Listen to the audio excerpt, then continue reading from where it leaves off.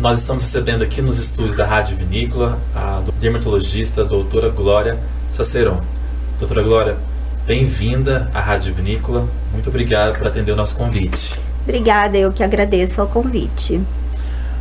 Doutora Glória, com a chegada agora, próxima ao verão, com esse tempo mais quente que a gente está vivendo nesses últimos dias, quais são os cuidados que nós devemos ter com a nossa pele? Bom, em primeiro lugar, pelo ressecamento do ar, por essa secura, hidratar a pele de dentro para fora é fundamental. Então, não adianta se usar muitos hidratantes se a ingestão de água não está sendo suficiente. Então, lembrar daquela regrinha básica de ingerir líquido, água, preferencialmente, no mínimo 2 litros de água ao dia.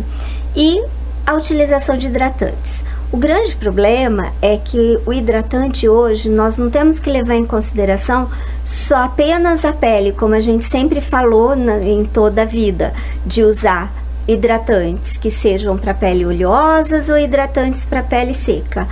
O problema é que agora a maioria e quem está usando máscara o dia todo, dependendo do trabalho, você acaba tendo uma dermatite, que hoje já tem até nome, que é a masquite. E se você usa um produto inapropriado para o teu tipo de pele, essa masquite, seja exacerbação de piora, de algumas patologias que a pessoa já possa ter, como acne, que são as espinhas, uma rosácea, vão agravar por conta da presença da máscara e do produto que em conjunto com a máscara vai ser pior.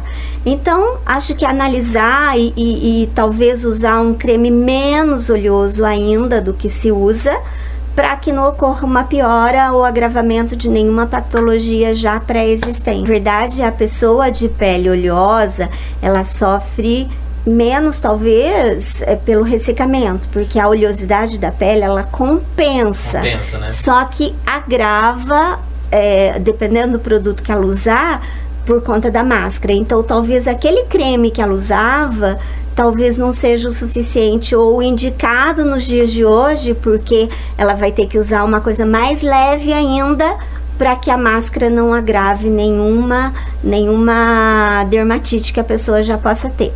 Quais são, então, os protetores faciais mais indicados para a pessoa que tem a pele oleosa? A pessoa que tem a pele oleosa, então ela não pode usar o mesmo protetor, então a pessoa que tem a pele seca. É isso mesmo, doutora? Isso mesmo. Nós temos no mercado hoje a maioria dos protetores hidratantes não oleosos, eles são mais hidratantes, indicados para uma pessoa de pele mais madura, em que já tem aquela pele mais ressecada, para ter esse fator de proteção junto com a hidratação. E as pessoas de pele oleosa, sempre procurar os produtos mais adequados para uma pele oleosa. Na escolha do protetor solar, o que a gente aconselha é que nós temos ingredientes em filtros solares que são mais de geração mais nova, então eles vão ter uma durabilidade maior. Então, o que eu sempre recomendo, é chato, é difícil lembrar o nome, mas assim, que tenha o Tinosorb na fórmula, o Mexoril, a Avobenzona, são gerações de químicas que conferem o fator de proteção solar, que vão conferir uma durabilidade maior na pele. E não ficarem muito a produtos que prometem e não cumprem, não podem cumprir aquilo, sabe? Se tem na área de cosmética, tem muitos produtos assim, esse aqui confere 12 horas de proteção solar. Nós não temos no mercado protetores solares que confiram tanto tempo de proteção solar. Nós não temos. Tem alguns que falam que esse aqui é muito resistente à água. A resistência à água existe, mas são poucas horas, não é o dia inteiro, poucos minutos. E mesmo esses resistentes à água, a indicação do próprio laboratório a pessoa fez a imersão na água, em seguida reaplicar, porque mesmo que ele não retire totalmente o protetor, no mínimo ele vai baixar o fator de proteção. Então, entrou na água, tem que reaplicar o protetor solar. Qual é o fator mais indicado para a pessoa usar? Bom, isso vai depender. Isso vai depender do fototipo da pessoa. Fototipo é aquela pele, fototipo 1 é aquela pele que nunca se bronzeia e sempre avermelha no sol. O tipo 2, o tipo 3, o 4 e o 5. Em torno de mais ou menos, nós temos aqui, mais a população até um fototipo 4. E a nossa população andradense é uma população tipicamente descendente de italianos, né? Nós temos uma predominância muito maior disso. Então, nós colocamos que o fator mínimo para nossa população geral, isso vai depender de caso a caso, seria no mínimo 30. Mas aquelas pessoas que têm manchas ou que tiveram câncer de pele, um fator de 60 ou 70 seria o mais indicado. A partir do fator 30, nós temos uma margem de proteção muito pequena, maior em relação ao fator 60. Só que essa margem para pacientes que necessitam e que tenham problemas como manchas, câncer de pele, faz diferença. Então, realmente, nós temos em porcentagem, nós temos uma efetividade, por exemplo, 85, 86% de efetividade no fator 30. Nós vamos ter mais ou menos uma efetividade 92 com fator 60 ou 70, tá? Alguns podem achar pouco, só que nesse caso desses pacientes faz diferença. Mas por outro lado, não adianta a pessoa utilizar um fator 99, aplicar só de manhã, ele transpira muito do trabalho, aquele protetor sai e não reaplica ao longo do dia. Então, para um paciente que transpira ou que molha, que vai sair, que trabalha no sol a pino, ele vai necessitar de uma reaplicação, tá? Certo. Doutora, esse calor intenso, frequente nessa estação, pode favorecer o aparecimento de doenças dermatológicas provocadas por fungos e bactérias? Sim, com certeza. O verão é uma estação que propicia aparecimento de micoses, de bactérias como impetigo, porque você transpira muito mais em algumas áreas e isso facilita mais a disseminar uma doença.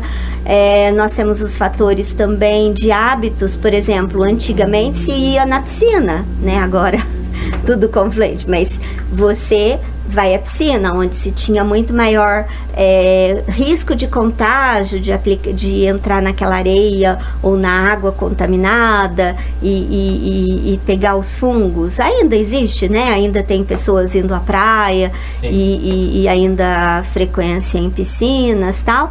E o próprio calçado fechado, né? Principalmente homens que usam calçado fechado o tempo todo, tem nesse ambiente propício para a proliferação de fungos e também de bactérias.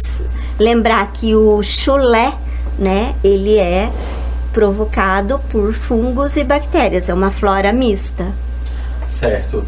Quais doenças de pele são mais comuns no verão e quais as características principais, como tratá-las e como preveni-las, doutora?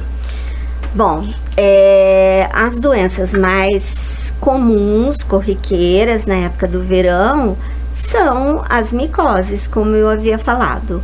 Então, as micoses, a predominância de fungos nessa época do verão é muito maior.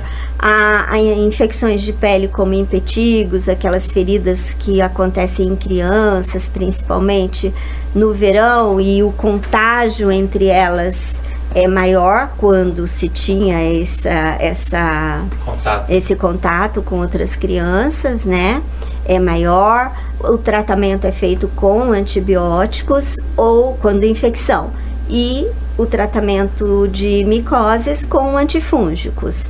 Geralmente a gente costuma sempre tratar esse tipo de lesões com medicamentos que não tenha aquele nome muito grande na fórmula, de muitos componentes, Porque existem no mercado, isso eu faço um alerta, porque existem, você vai à farmácia e ele não vai dar o diagnóstico, ele vai mais ou menos achar que aquela pomada funciona.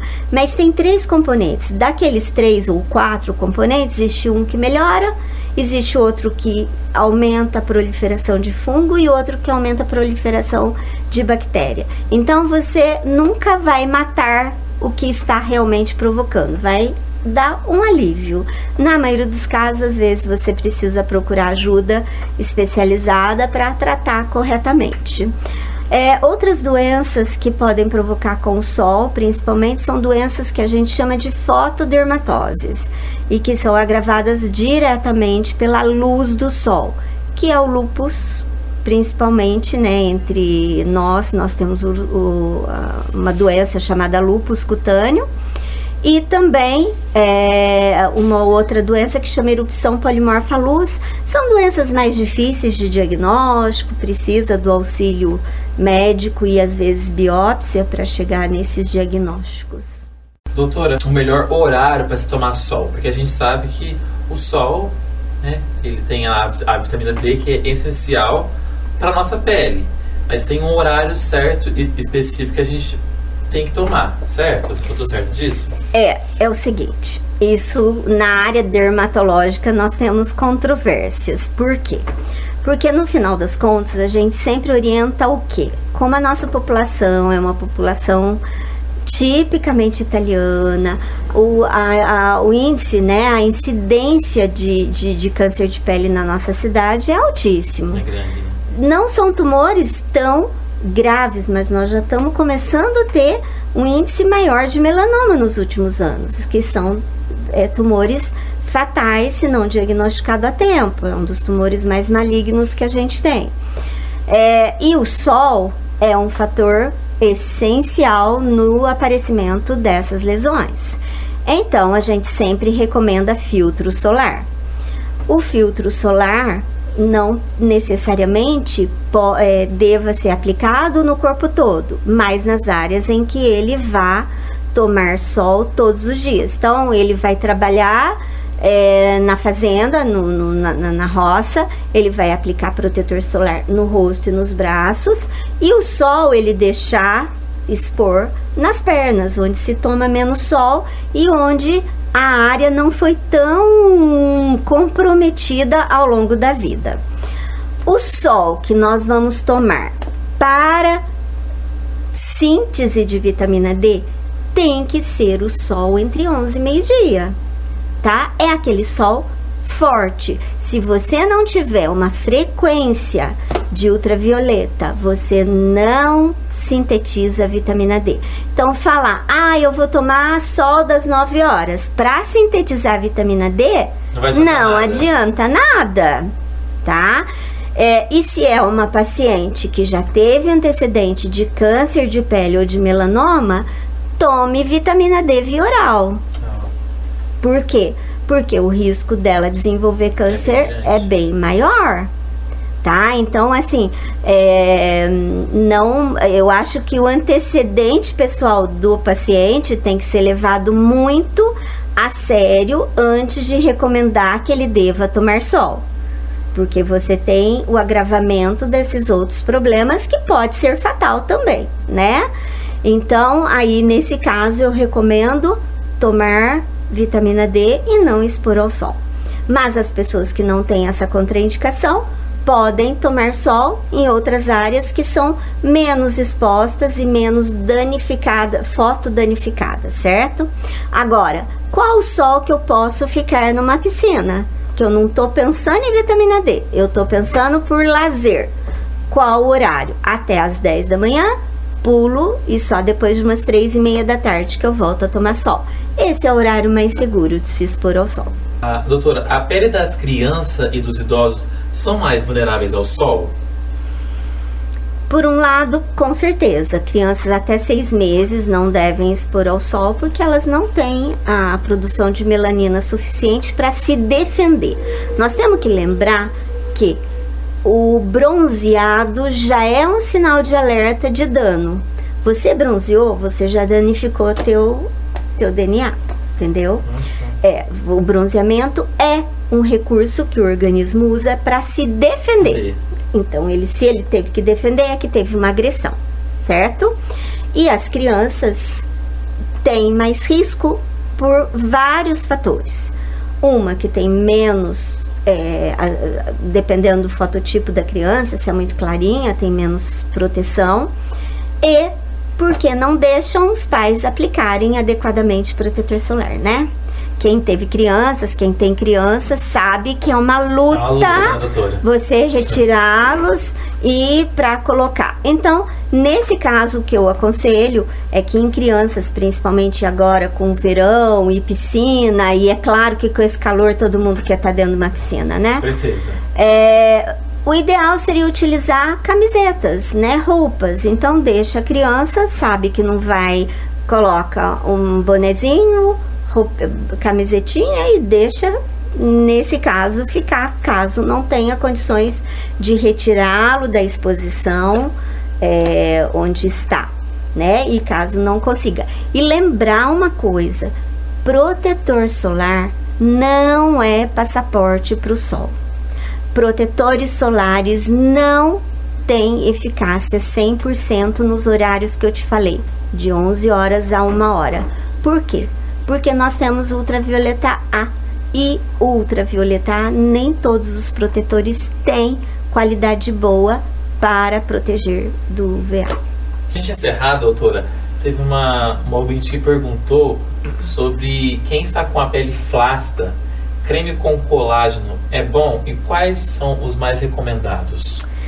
Então, flacidez é um problema danado. Nós dificilmente conseguimos afirmar a pele com cremes.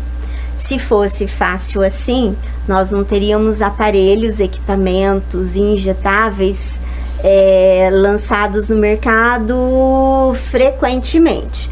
Então, assim, vai depender de pele para pele, mas normalmente cremes com ácidos, que talvez nessa época do verão não seja o mais indicado, um creme com vitamina C para ajudar no clareamento, mas ou afirmar e eu falar assim, olha, esse aqui funciona, não, um creme assim não funciona, funciona junto com outros tratamentos, como radiofrequência, como 2 produtos injetáveis que a gente tem no mercado, que é a hidroxiapatita e o ácido polilático, que são injetáveis, equipamentos como laser, e aí vai uma infinidade de tecnologias para isso.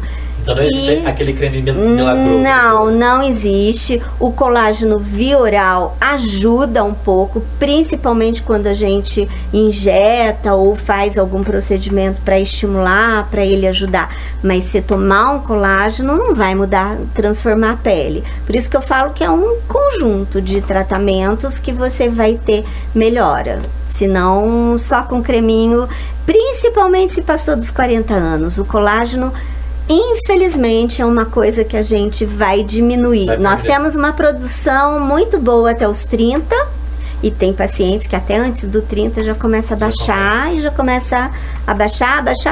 Isso vai depender muito de fatores familiares, principalmente. Isso tanto para homem, tanto para mulher, doutora? Não. Infelizmente, homem tem uma vantagem muito grande sobre as mulheres. Absurdamente.